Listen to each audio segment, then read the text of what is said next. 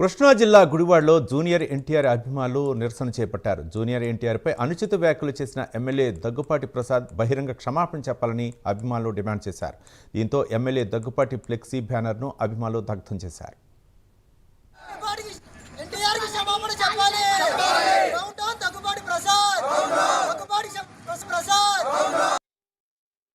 అల్పంగా దూషించిన వ్యక్తి Anantapuram ruling party MLA Daggupati Prasad గారు. అభిమానులందరూ కూడా చాలా ఆవేదనతో ఆగ్రహంతో ఉన్నారు. ఎవరు కూడా ఎటువంటి చర్యలు తీసుకోవద్దు.